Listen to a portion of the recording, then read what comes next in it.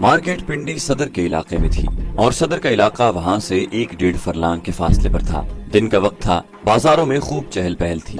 मार्च अप्रैल का खुशगवार मौसम था। शेर खान फुटपाथ पर जहन में बहुत कुछ सोचता और अपनी धुन में चला जा रहा था। वो अपने नए मिशन के बारे में गौर फिक्र कर रहा था। सदर के चौक में एक बहुत बड़ी जदीद तर्ज की मार्केट में बड़ी रौनक थी। ये एक मशहूर शॉपिंग सेंटर भी था। दुकानों में तरह तरह के बल्ब रोशन थे। औरतें और मर्द जरूरियात जिंदगी की अशिया खरीदने में मसरूफ थे। शेर खान एक जनरल स्टोर में दाखिल हो गया। ये बहुत वसी स्टोर और इसमें काफी लोग थे।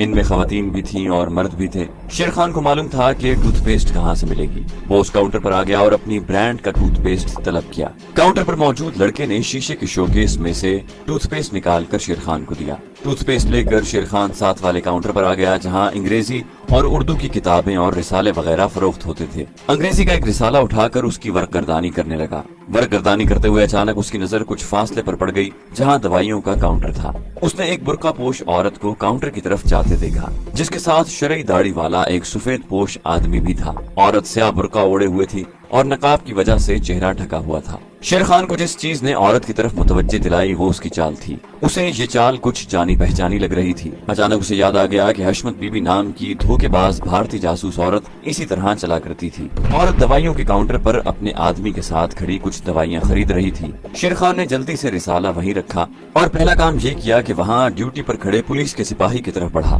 ताकि उसे कहे कि ये मर्द औरत उसे मशकूक लगते हैं, इनको रोक लिया जाए। वो जानता था कि उसके साथ किसी पुलिस कांस्टेबल का होना जरूरी है और इस काम का इख्तियार सिर्फ पुलिस कांस्टेबल को ही है। पुलिस कांस्टेबल के करीब आकर अचानक शेर खान रुक गया। उसे ख्याल आया कि अगर फर्ज कर लिया ये औरत भारतीय जासूसा ही हुई और इसके साथ ही भारतीय दहशतगर्द ही हुआ, तो इससे ज्यादा उसे कुछ हासिल नहीं होगा कि पुलिस की मदद से वो इन दोनों को गिरफ्तार करवा कर हवालात में बंद करवा देगा और फिर इनसे इनके साथियों और खुफिया ठिकानों की पूछगिछ का सिलसिला शुरू हो जाएगा। यकीन से नहीं कहा जा सकता था कि ये दोनों कुछ बताएंगे या नहीं। इससे कहीं बेहतर है कि इन दोनों का छुप कर ताकुब किया जाए। जाहिर है जहाँ जाएंगे वो उनके खुफिया ठिकाना ही होगा। जो इन दोनों के साथ उनका पिंडी में रूपोश पूरा गिरोह पकड़ा जाएगा। शेर खान वहीं से एक तरफ होकर सुतून की ओट में खड़ा हो गया और बुर्का पोश औरत और उसके मर्द की नक्लो हरकत का मुशाहिदा करने लगा। औरत ने दवाइयों का लिफाफा मर्द के हवाले किया। मर्द ने बिल अदा किया और दोनों दुकान से बाहर की तरफ चल पड़े। शेर खान उन्हें बाहर निकलते बड़े गौर से देख रहा था। अब उसे यकीन हो गया था कि ये वही भारतीय जासूसा ही है।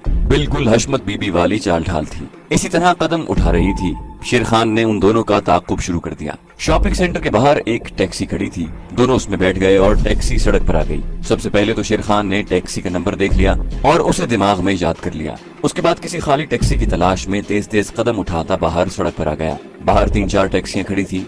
उसने एक टैक्सी का दरवाजा खोला, अंदर घुसा और ड्राइवर से कहा फौरन चलो और उस टैक्सी का पीछा करो। साथ ही शेर खान ने जेब से 100 रुपए का नोट निकालकर ड्राइवर को पकड़ा दिया। जानता था कि इस किस्म का ताकुब करने से ड्राइवर अक्सर कतराते हैं। 100 रुपए लेकर ड्राइवर ने गाड़ी आगे बढ़ा दी। भारतीय जासूसा की टैक्सी उस वक्त सीधी सड़क पर काफी आगे निकल चुकी थी। ये बड़ी अच्छी बात हुई थी कि सड़क सीधी थी। दूसरी सूरत में टैक्सी बाजारों की भूल भुलैयों में गुम हो सकती थी। ड्राइवर ने स्पीड तेज कर दी और थोड़ी देर बाद ही वो आगे जाने वाली टैक्सी के करीब आ गया। शेर खान ने कहा गाड़ी मुनासिब फासले पर रखो, उन्हें शक नहीं होना चाहिए कि उनका पीछा किया जा रहा है। ड्राइवर ने पूछा सर ये कोई जेल से भागे हुए कैदी हैं? शेर खान ने कहा भाई कुछ ऐसी ही बात है, तुम बड़ी अक्लमंदी से इनका पीछा कर रहे हो। उनकी टैक्सी उस सड़क पर चल रही थी जो सीधी कोहे मरी को जाती थी। जब राम दुलारी की टैक्सी पिंडी शहर की आबादी से निकलकर ऊंचे नीचे पहाड़ी इलाके में दाखिल हुई तो शेर खान ने ड्राइवर से कहा अपनी और अगली गाड़ी के दरमियान फासला और ज्यादा कर दो। ड्राइवर ने ऐसा ही किया। शेर खान को मालूम था कि ये एक ही सड़क है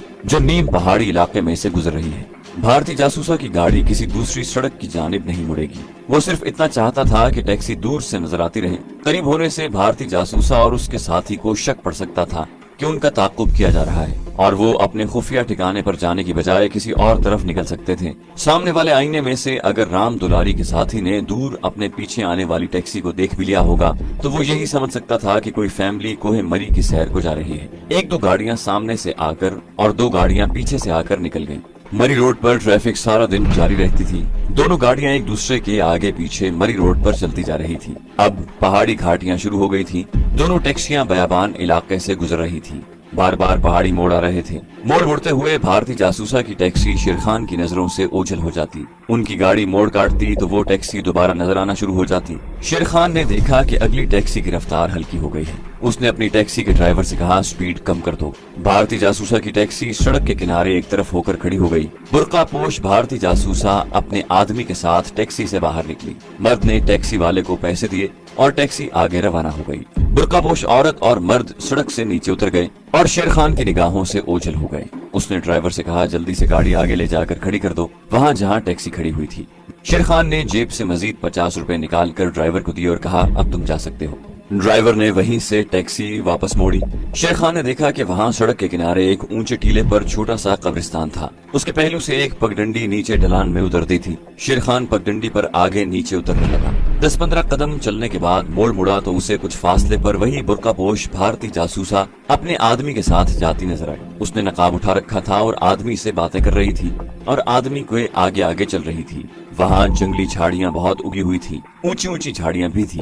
इन ऊंची झाड़ियों की वजह से किसी वक्त दोनों शेर खान की नजरों से ओझल हो जाते। झाड़ियाँ हटती तो वो फिर नजर आते। शेर खान ने उन दोनों के दरमियान फासला कम कर दिया था। वो झाड़ियों की आड़ लेकर ताक़ुब कर रहा था। एक जगह पहुंचकर बुर्कापोश औरत ने रुक कर पीछे अपने आदमी की तरफ देख कर कुछ कहा। शेर खान वहीं झाड़ी के पीछे बैठ गया और बड़े गौर से उस औरत को देखा। उसने नकाब उलट रखा था और दिन की रोशनी में फासले पर से भी उसका चेहरा दिखाई दे रहा था। शेर खान का दिल खुशी से उछल पड़ा। उसने भारतीय जासूसा को पहचान लिया था। ये वही औरत थी जो हशमत बीबी बनकर उन सबको बेवकूफ बना गई थी। ये भारतीय जासूसा और भारतीय दहशतगर्दों के गिरोह की औरत थी और इसके साथ जो आदमी था वो भी दहशतगर्द ही हो सकता था। अब शेर खान ये देखना चाहता था कि इनका खुफिया ठिकाना कहाँ है। जाहिर है कि वो अपने खुफिया ठिकाने की तरफ ही जा रहे थे। ये जान लेने के बाद कि ये औरत वही भारतीय जासूसा है जिसकी उन्हें तलाश थी, शेर खान ने दरमियान में फासला ज्यादा डाल दिया। अब वो उन्हें सिर्फ अपनी नजरों में रखना चाहता था। उस वक्त शेर खान इस पोजीशन में नहीं था कि अगर उसे उनके खुफिया ठिकाने का इल्म हो जाता है तो वो छापा मारकर दहशतगर्दों के गिरोह को गिरफ्तार कर ले, या अगर गिरफ्तार नहीं कर सकता तो उन्हें वहीं खत्म कर दे। उसके पास पिस्तौल तो क्या, फल काटने वाली छुरी भी नहीं थी। उसको तो सिर्फ दहशतगर्दों के खुफिया ठिकाने की निशानदही करनी थी। औरत और मर्द एक खाई में उतर गए। शेर खान भी थोड़ा वक्फा डालकर उनके पीछे खाई में उतर गया। वो बड़ी एहतियात से चल रहा था। उसे दो बातों का ख्याल रखना पड़ा था।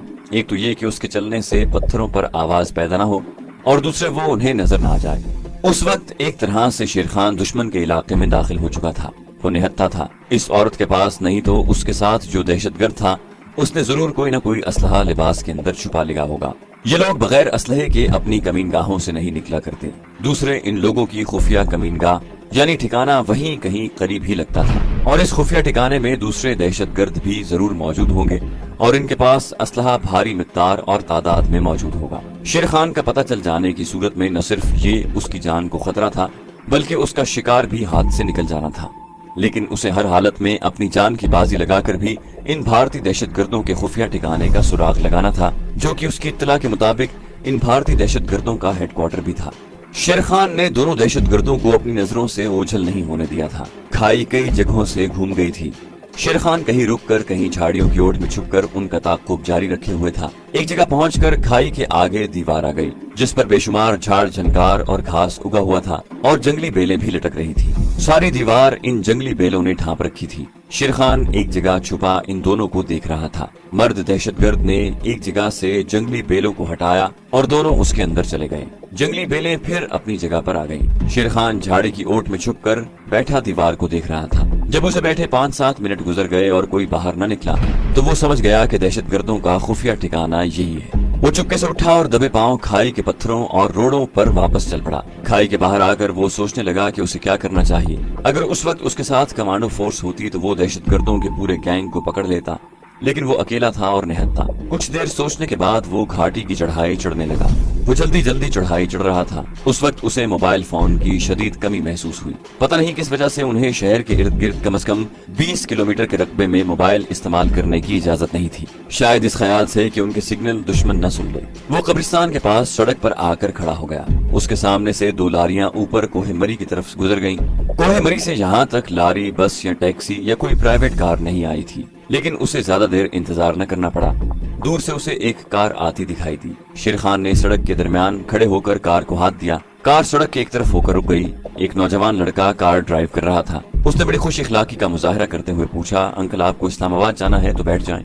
शेर खान जल्दी से आगे बैठ गया और कार चल पड़ी। शेर खान ने कहा, बरखुरदार एक इमरजेंसी पैदा हो गई है, अगर तुम मुझे कम से कम वक्त में पिंडी पहुंचा दो तो मैं तुम्हारा बेहद शुक्रगुजार होगा। नौजवान ने कहा, नो प्रॉब्लम अंकल, मैं तो इस किस्म के एडवेंचर की तलाश में रहता हूँ। और उसने कार की स्पीड तेज कर दी। सड़क पहले ही ढलवान थी। कार की रफ्तार मजीद तेज हो गई। शेर खान को एक ही डर था कि लड़का नौजवान और मुहिम जू मालूम होता है, कहीं किसी जगह गाड़ी न मारते। मगर बहुत जल्द उसे मालूम हो गया कि वो बड़ा अच्छा ड्राइवर भी था। 20-25 मिनट के बाद उसने शेर खान को सदर में तंजीम के हेड ऑफिस के बाहर पहुंचा दिया। शेर खान ने नौजवान का शुक्रिया अदा किया और तेज तेज चलता सीधा चीफ के कमरे में आ गया। चीफ उस वक्त अकेला ही था। उसने शेर खान को देखकर कहा, तुम्हारा सांस क्यों फूल रहा है, क्या कहीं जॉगिंग करके आ रहे हो? शेर खान ने कहा, सर कमांडो पार्टी को तैयारी का हुक्म दें, मैंने भारतीय दहशतगर्दों के हाइड आउट का पता लगा लिया है, मैं वहीं से आ रहा हूँ। चीफ ने उसी वक्त 10 मुजाहिद कमांडोज की एक फोर्स शेर खान के साथ रवाना कर दी। ये कमांडोज 2 बंद जीपों में सवार थे।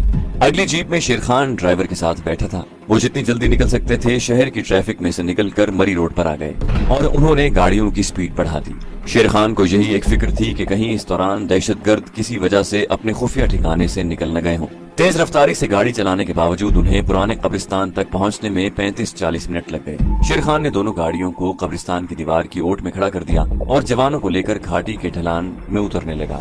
ये तरबियत याफ्ता सरफरोश मुजाहिद थे। शेर खान ने उन्हें सिर्फ इतना समझा दिया था कि दहशतगर्दों के खुफिया ठिकाने की पोजीशन क्या है। वो बिखर कर घाटी की ढलान उतर रहे थे। तमाम मुजाहिद मुसल्लह थे। हर एक के पास 10 गन के अलावा 6-6 हैंड ग्रेनेड थे। वो जंगली झाड़ियों की आड़ लेकर आगे बढ़ रहे थे। जब शेर खान उन्हें लेकर खाई में उतरा तो उसने इशारे से बताया कि यही वो खाई है जिसके आखिर में दीवार के अंदर दहशतगर्दों के खुफिया ठिकाने को रास्ता जाता है। तमाम जवान अलर्ट हो गए। अपनी अपनी स्टेन गनों पर उनकी गिरफ्त मजबूत हो गई। 5 कमांडो खाई की एक दीवार के साथ लगे झुककर आगे बढ़ रहे थे। 5 कमांडो दूसरी दीवार के साथ लगकर आगे बढ़ रहे थे। शेर खान के हाथ में ब्रेन गन थी और वो खाई के दरमियान ऊंची घास और झाड़ियों को एक तरफ हटाता बढ़ रहा था। खाई के 3-4 मोड़ घूमने के बाद सामने वो दीवार आ गई जिस पर जंगली बेलें लटक रही थी और जिसके अंदर दहशतगर्द भारतीय जासूसा और उसका साथी दाखिल हुए थे। जवान आहिस्ता आहिस्ता दीवार के करीब आ गए तो शेर खान ने उन्हें इशारा किया। 10 के 10 कमांडो जवानों ने झाड़ियों में घात लगाकर पोजीशनें संभाल ली। शेर खान को यकीन था कि अगर इस दीवार के अंदर टीले के नीचे दहशतगर्दों का हाइड आउट है तो इससे बाहर निकलने का रास्ता कोई नहीं। इसके बावजूद वो दहशतगर्दों को कोई मौका नहीं देना चाहता था। ये वो मकाम था जहां दुश्मन पर अचानक हमला कर दिया जाता है और दुश्मन को संभलने का मौका नहीं दिया जाता। शेर खान ने हैंड ग्रेनेड हाथ में लेकर उसकी पिन निकाली और उसके स्प्रिंग को अंगूठे से दबाकर दीवार के करीब आ गया। उसने जंगली बेल को एक तरफ हटाया तो उसके सामने एक कुदरती गार का थाना नमूदार हुआ जिसको आधे से ज्यादा दरख्तों की शाखों से ढांपा गया था। अंदर से सिगरेट के धुएं की बू आ रही थी और किसी आदमी के बातें करने की आवाज भी आ रही थी। शेर खान ने दस्ती बम अंदर फेंका और फौरन जमीन पर औंधा लेट गया। एक जबरदस्त धमाका हुआ और गार के थाने के आगे जो दरख्तों की शाखें थी वो उसके ऊपर से उड़कर दूर जा गिरी। गार के अंदर से एकदम फायरिंग शुरू हो गई। इधर से कमांडो जवान भी जमीन पर रेंगते हुए गार के थाने की तरफ बढ़ रहे थे और उन्होंने भी गार के थाने पर फायर खोल दिया। शेर खान जल्दी से उठकर दीवार की ओट में हो गया। उसने इशारा किया और मुजाहिदों ने ऊपर तले दस्ती बम गार के अंदर फेंके। एक भयानक धमाके के साथ गार के थाने का ऊपर का एक हिस्सा उड़ गया। शेर खान ने अपने जवानों को फायरिंग रोकने का इशारा किया और ऊंची आवाज में कहा, तुम लोग हमारे घेरे में आ चुके हो, हमारी पूरी फोर्स बाहर मौजूद है, तुम ज्यादा देर तक हमारा मुकाबला नहीं कर सकते। बेहतर यही है कि हथियार डाल दो और अपने दोनों हाथ सरों के पीछे रख कर एक एक करके बाहर आ जाओ। हम वादा करते हैं कि तुम पर फायर नहीं करेंगे। गार के अंदर से दहशतगर्दों ने भी फायरिंग बंद कर दी। वहाँ एक सन्नाटा छा गया। शेर खान ने एक बार फिर बुलंद आवाज में कहा, मैं 5 तक गिनती गिनूंगा, अगर तुम लोग फिर भी बाहर न आए तो तुम्हारे गार को बारूद से उड़ा दिया जाएगा। 1, 2, 3। शेर खान 5-5 सेकंड का वक्फा डालकर गिनती बोल रहा था। जब वो 4 तक पहुंचा अंदर से एक आदमी निकला जिसने अपने दोनों हाथ सर के पीछे किए हुए थे। जवानों ने लपक कर उसे पकड़ लिया और उसके हाथ पीछे करके रस्सी से बांध दिए। उसके बाद गार के थाने में से दूसरा, फिर तीसरा, फिर चौथा दहशतगर्द आ गया। इन सब ने अपने अपने हाथ सरों के पीछे रखे हुए थे।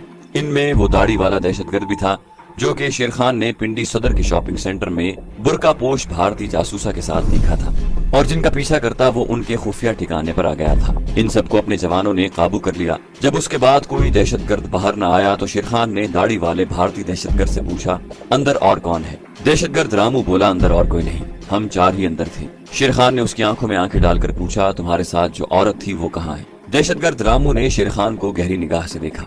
वो समझ गया कि जब राम दुलारी के साथ शहर से वापस आ रहा था तो ये शख्स उसका ताक़ुब कर रहा था। उसने दिल में अपने भगवान का शुक्र अदा किया कि छापा पड़ने से 10 मिनट पहले राम दुलारी वहां से निकलकर भारतीय सिफारत खाने की तरफ जा चुकी थी। राम दुलारी एक दहशतगर्द औरत होते हुए भी आखिर एक औरत थी। इन दहशतगर्दों को इस तरफ से हमेशा खतरा लगा रहता था कि अगर ये पकड़ी गई तो पूछगिछ के दौरान ज्यादा तशद्दुद बर्दाश्त नहीं कर सकेगी और सारे राज उगल देगी। चुनाचे दहशतगर्द हमेशा उसे अपनी हिफाजत में रखते थे। शेर खान ने दूसरी बार गरजदार आवाज में पूछा, वो औरत कहाँ है? मैंने उसे खुद तुम्हारे साथ गार में दाखिल होते देखा था। दहशतगर्द रामू ने मुस्कुराकर कहा, वो तुम्हारी पहुंच से बहुत दूर जा चुकी है। शेर खान ने अपने जवानों से कहा, इन काफिरों को ले चलो और 4 जवान मेरे साथ आओ। तुम लोग ऊपर हमारा इंतजार करो। 6 मुसल्लह मुजाहिद रस्सियों में जकड़े हुए भारतीय दहशतगर्दों को लेकर वापस चले गए और शेर खान 4 जवानों को लेकर गार में दाखिल हो गया।